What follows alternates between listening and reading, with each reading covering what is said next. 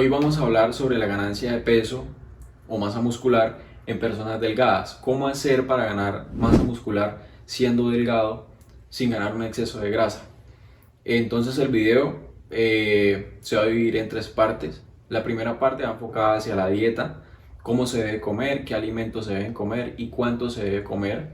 La segunda parte va enfocada hacia el entrenamiento, de qué forma se debe entrenar, cuánto se debe entrenar y cuántas veces por semana. Y la tercera parte va enfocada en cuanto a la suplementación, cómo hay que suplementarse, qué suplementos sirven y cuáles no sirven. En mi experiencia personal siempre me ha costado mucho ganar peso, ganar masa y sobre todo comer. Yo soy una de las personas que tienen mal apetito, que les cuesta comer, que les cuesta llegar a las calorías del día para poder subir de peso. Y el problema es que hay muchas personas que están convencidas o dicen, no, es que yo como mucho pero no subo de peso. Para entender un poquito sobre la dieta hay que tener en cuenta un principio básico de la ganancia de peso basado en la termodinámica, es decir, en energía que entra y energía que sale. Si yo consumo más energía o más calorías de las que mi cuerpo necesita, voy a subir de peso. Si yo consumo menos calorías o menos energía de la que mi cuerpo necesita, voy a bajar de peso. Hasta ahí es muy sencillo, muy simple. Un ejemplo podría ser, para mi mantenimiento, es decir, para yo mantenerme en un peso constante, necesito consumir unas 2500 calorías. Entonces, para subir de peso, lo que tengo que hacer es consumir aproximadamente, o lo que yo les recomiendo es un 20% más o menos del total de sus calorías. Es decir, aproximadamente yo tendría que comer unas 3000 calorías para subir de peso, y para bajar de peso un 10 a 20% menos también. En el caso de la subida de peso, un 20% es lo más óptimo para ganar masa, para ganar peso, sin un exceso de grasa, porque recordemos que si yo subo de peso no solamente va a ser de masa muscular, sino también de masa grasa. Entonces, empezando con el apartado de la alimentación, como ya les dije, hay muchas personas que creen que comen mucho, pero en realidad no están llegando a las calorías que su cuerpo necesita al día para subir de peso. Eso es el primer problema. Segundo, debe haber una distribución correcta de macronutrientes. ¿Por qué? Porque no basta solamente con consumir una cantidad de energía mayor a la que mi cuerpo necesita y ya, porque sí, puede que vaya a subir de peso, pero la mayoría de ese peso ganado va a ser peso graso, va a ser grasa, entonces no nos va a servir, va a ser tejido adiposo. Entonces, ¿cómo se hace una correcta distribución de macronutrientes? Los macronutrientes principalmente son la proteína, los carbohidratos y la grasa. En el caso de la proteína, yo les recomiendo un rango entre 1.6 a 2.2 gramos por kilo de peso al día para la ganancia de masa muscular. Ese rango es como el recomendado según el consenso australiano del deporte. En el caso de la grasa, el rango va más o menos de entre un 20% a un 35% del total de calorías de su dieta. Es decir, si su dieta se basa en 2000 calorías, la grasa que consumen de esa dieta debe tener un aporte del 20 o al 35% máximo del aporte del total de esas calorías. Y lo recomendado para una subida de peso puede ser un 25%. Para una definición, ese porcentaje no debe bajar del 25%, porque la grasa principalmente nos ayuda a producir hormonas como la testosterona, encargada de ayudarnos a construir masa muscular. Entonces no sería muy buena idea dejar la grasa tan bajita. Lógicamente debe ser grasa obtenida a partir de buenas fuentes como el aguacate, la mantequilla de maní. Y en el caso de los carbohidratos, más o menos el rango oscila entre un 45 al 55% del total de calorías de la dieta. Lo primero que se debe encontrar es la proteína, lo segundo la grasa y lo tercero o las calorías restantes corresponden a los carbohidratos. Ahora, en el apartado de micronutrientes, también son muy importantes porque no basta con consumir los macros y ya.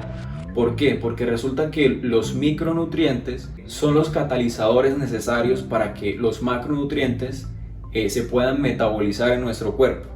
Es decir, por ejemplo, en el caso del metabolismo de los carbohidratos, el complejo B o las vitaminas del complejo B son muy necesarias para que ese metabolismo de la glucosa se lleve de una forma correcta. En la dieta también influye mucho el tema de las hormonas. Muchas personas dicen, no, pues la testosterona es la principal hormona para construir masa muscular. Bueno, la testosterona es una hormona muy necesaria para construir masa muscular, sin embargo no es necesariamente la principal. La principal hormona o la hormona más anabólica que tiene el cuerpo humano es la insulina. Se pueden preguntar, por ejemplo, en el caso de las mujeres, cómo hacen para construir tanta masa muscular en el tren inferior o incluso en el tren superior. Resulta que las mujeres tienen un porcentaje o una producción de testosterona en comparación al hombre muy baja, porque su entorno anabólico o su entorno hormonal es muy diferente. Entonces, ¿cómo hacen? Resulta que, como les acabo de decir, la principal hormona anabólica o constructora de masa muscular no es necesariamente la testosterona, sino la insulina. Entonces, ¿qué debemos hacer? Lógicamente, lograr segregaciones de insulina. Esto es un tema delicado porque mucha gente dirá, no, pues para segregar la insulina se necesita comer dulce o azúcar. Bueno, para segregar la insulina se necesitan principalmente carbohidratos de absorción rápida o que aportan glucosa o aminoácidos. Los aminoácidos vienen provenientes de las proteínas. La proteína que es más insulínica o que más genera un pico de insulina en sangre vendría siendo la proteína aislada del suero de leche y es la que aporta más aminoácidos esenciales, es decir, que es una de las mejores proteínas que hay, por no decir que la mejor. Entonces, en el caso de la glucosa debemos consumir carbohidratos, pero no cualquier tipo de carbohidratos, sino carbohidratos deben ser complejos y carbohidratos de buenas fuentes, como la pasta, el arroz, las frutas, y no de azúcares. ¿Por qué? Porque lo que buscamos es construir masa muscular en pro de la salud y no buscar una baja sensibilidad a la insulina como consecuencia del alto consumo de azúcares. Y el lado de la testosterona, como les dije, el colesterol, las grasas nos ayudan a producir esa testosterona, tanto en hombres como en mujeres, y esa y muchas otras hormonas. Entonces es bueno también ese aporte de grasas, alrededor del 25% como lo óptimo, para lograr una buena segregación de hormonas. Continuamos ahora con el entrenamiento. En la parte del entrenamiento mucha gente hace rutinas Wader y son rutinas que están diseñadas principalmente para personas que usan química, que se inyectan. No son rutinas hechas para una persona que entrena de forma natural. Entonces, ¿qué es una rutina Wader? Una rutina con frecuencia 1, es decir, que se entrena un músculo una vez a la semana. Por ejemplo, el lunes se hace pecho y no se vuelve a hacer pecho hasta el próximo lunes. Y entonces esto lo que hace es que nos hace meter una gran cantidad de volumen en el entrenamiento, muchos ejercicios, muchas series, muchas repeticiones. Y eso de forma natural no es viable porque el organismo no va a alcanzar a reparar esas fibras musculares para lograr una adaptación hasta el próximo entrenamiento. Acá les voy a hablar de algo primordial y algo muy importante, que es el principio de adaptación. ¿En qué consiste ese principio? Básicamente el cuerpo humano se adapta a un estímulo o a un daño que se le produce con el entrenamiento, porque en el entrenamiento lo que estamos haciendo es romper fibras musculares con la contracción repetida, con alta intensidad, es decir, con peso, y lo que necesitamos es que el cuerpo construya más fibras musculares para soportar ese daño que le hicimos. Cuando el cuerpo hace eso, construye más fibras y soporta el próximo entrenamiento, lo que tenemos que hacer es subir la carga.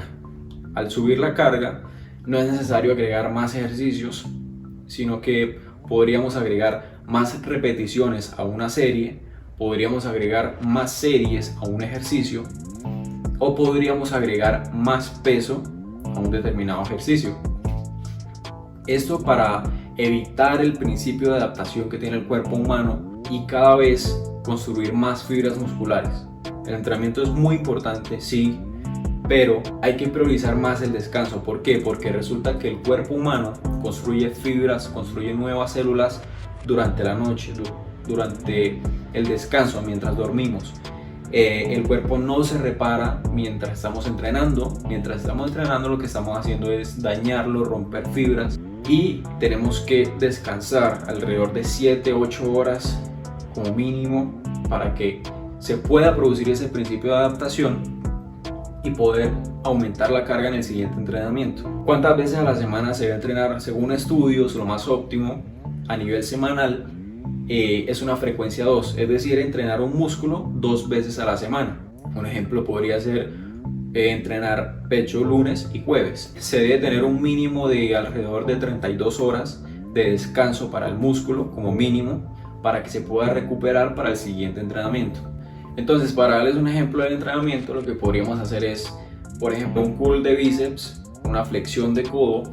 Podríamos hacerla, un ejemplo, con mancuernas de 30 libras a unas 3 series de 10 repeticiones.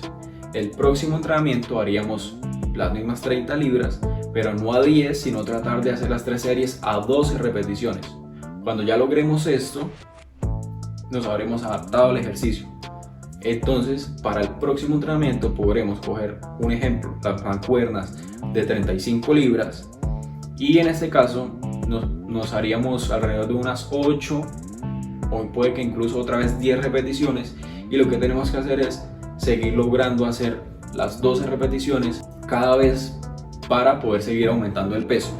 Bueno, en cuanto a la suplementación, ¿de verdad es necesaria la suplementación? No, absolutamente ningún suplemento es necesario.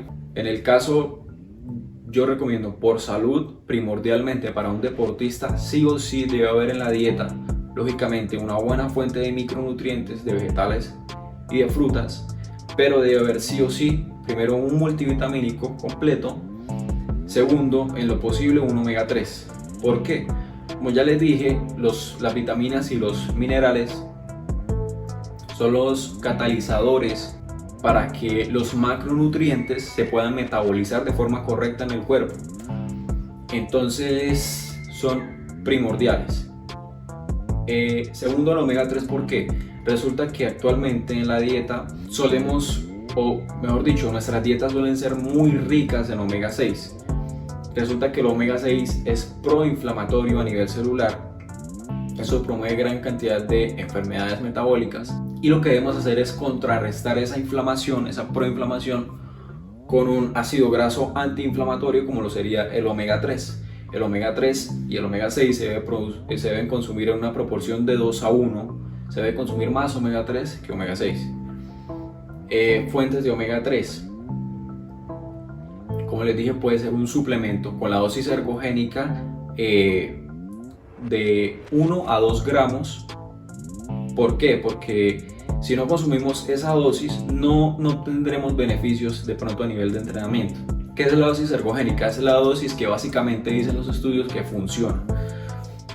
Otra muy buena fuente de omega 3 podrían ser las nueces, algunos frutos secos sobre todo. Ahora, suplementos para mejorar el rendimiento podrían ser la creatina. La creatina es el suplemento junto a la proteína de suero de leche con más estudios, tiene evidencia A, según el Instituto Australiano del Deporte.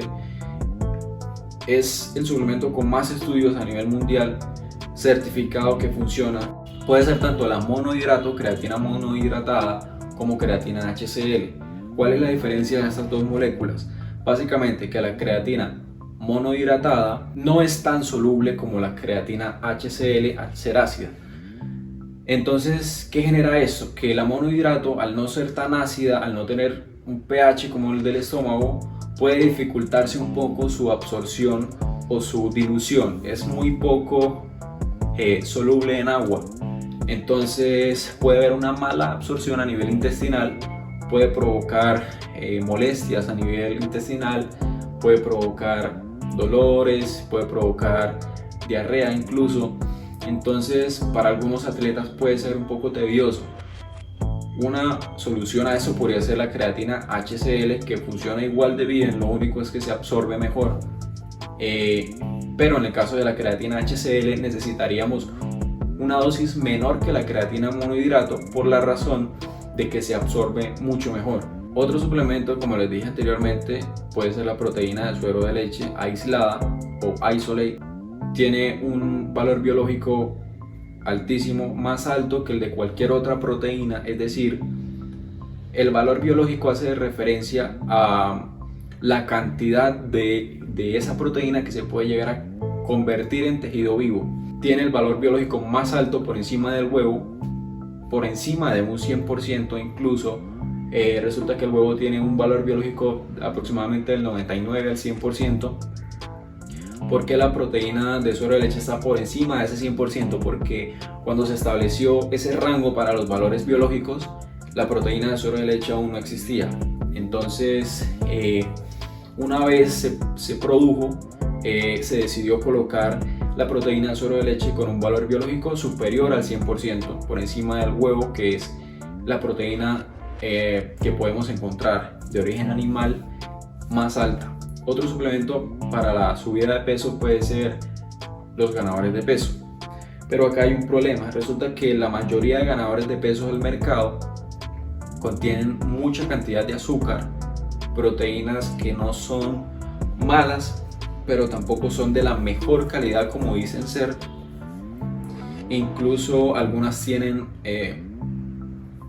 le agregan gran cantidad de aminoácidos para decir que tienen más cantidad de proteína, cuando no es así. Los aminoácidos se deben contabilizar aparte de la proteína porque no cuentan como proteína en sí. Y básicamente ese es el problema con los ganadores de peso, que tienen mucha cantidad de azúcares. Entonces no los recomiendo mucho. Hay una marca que sí recomiendo, hay un ganador de peso que yo particularmente consumo, y les estaré hablando después. Otro suplemento que puede ayudar mucho en el entrenamiento puede ser la cafeína o la beta-alanina, unos 200 miligramos por toma.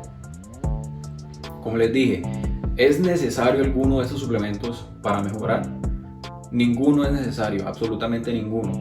Lo único es que, claro, al consumir suplementos, pues una persona que le cuesta mucho comer puede reemplazar perfectamente, por ejemplo, un plato, una pechuga, por un batido de proteína aislada. ¿Qué es lo mejor? ¿Qué es lo óptimo? Comer comida real.